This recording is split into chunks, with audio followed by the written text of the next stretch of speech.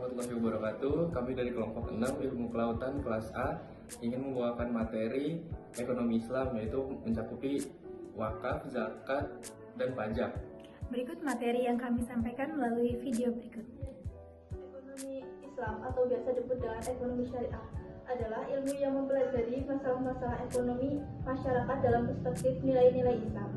Tujuan ekonomi syariah yaitu untuk pemenuhan kebutuhan manusia yang berlandaskan nilai-nilai Islam guna mencapai tujuan kebahagiaan di dunia dan di akhirat. Selain itu, untuk mensejahterakan semua pihak tanpa dibatasi perbedaan agama, sosial, dan ekonomi. Prinsip-prinsip ekonomi Islam. Yang pertama, sumber daya dipandang dari Allah Subhanahu wa taala. Kedua, kerjasama. Ketiga, dilarang menimbun kekayaan. Keempat, dilarang riba. Kelima, tidak adanya paksaan. Keenam, wajib mengeluarkan zakat mal bagi orang yang telah mencapai nisab kekayaan. Perbedaan sistem ekonomi Islam dan sistem ekonomi lainnya. Pertama, sumber hukum Islam yaitu dari hadis dan Al-Quran. Sedangkan ekonomi lainnya dari teori-teori yang dibuat oleh manusia. 2. Kepemilikan bersifat nisbi, sedangkan ekonomi lainnya bersifat mutlak. Ketiga, tujuan ekonomi Islam adalah untuk kebahagiaan dunia dan akhirat. Sedangkan ekonomi lainnya hanya semata-mata untuk dunia saja. Selanjutnya ada zakat. Zakat dari segi bahasa berasal dari kata zakat yang memiliki arti berkah, tumbuh, bersih, atau baik. Terus selanjutnya ada dasar hukum zakat. Yang pertama itu dari Al-Quran. Ayat Al-Quran yang membahas tentang zakat yaitu dirikanlah oleh kalian sholat dan membayar zakat. Quran surat Al-Baqarah ayat 110. Lalu ada as-sunnah. Rasulullah SAW bersabda, zakat itu dipungut dari orang kaya di antara mereka dan diserahkan kepada orang-orang kafir. Lalu selanjutnya subjek wajib berzakat. Yang pertama ada individu.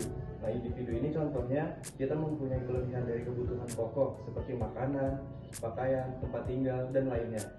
Lalu ada perusahaan.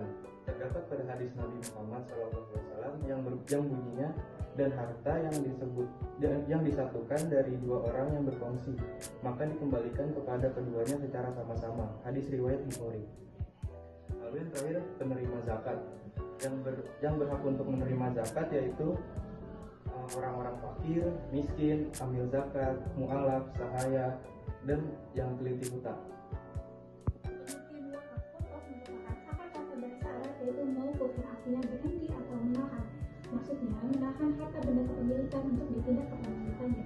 Menurut undang-undang yang berlaku di Indonesia ada pada hukum Islam pasal 215 ayat 1 dan isinya wakaf adalah perbuatan hukum seseorang atau kelompok orang yang memisahkan sebagai harta benda miliknya untuk selamanya guna kepentingan umum yang merupakan anjuran bagi ajaran Islam.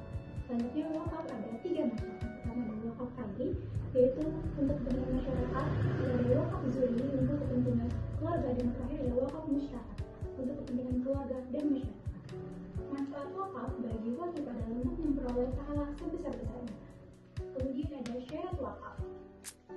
Syarat wakaf yang pertama yaitu wajib orang yang memberi. Kemudian ada merdeka, balik, cerdas, dan berakal. Kemudian ada mukti, yaitu benda yang diwakafkan, benda yang jelas kepemilikannya dan juga berguna. Selanjutnya ada mu'alai, yaitu benda yang diberi. Selanjutnya ada nazir atau pengelola. Nazir atau pengelola itu bisa berupa organisasi, perorangan maupun badan hukum. Selanjutnya ada pajak. Pajak adalah iuran rakyat pada kas negara berdasarkan undang-undang dengan tiada mendapatkan jasa timbal balik yang langsung dapat digunakan untuk membayar pengeluaran umum. Selanjutnya fungsi pajak. Terdapat 2 fungsi pajak, yaitu 1. Fungsi budgetaire atau sumber keuangan negara. Pajak sebagai sumber dana bagi pemerintahan untuk membiayai pengeluaran-pengeluarannya. 2. Fungsi reguleren atau mengatur. Pajak sebagai alat untuk mengatur atau melaksanakan kebijakan pemerintah dalam bidang sosial dan ekonomi. Selanjutnya, jenis pajak. Terdapat 3 jenis pajak, yaitu menurut golongan, menurut sifat, dan menurut lembaga pemungutannya. Demikian hasil video yang dapat kami sampaikan. Semoga berguna untuk teman-teman semuanya. Terima kasih. Wassalamualaikum warahmatullahi wabarakatuh.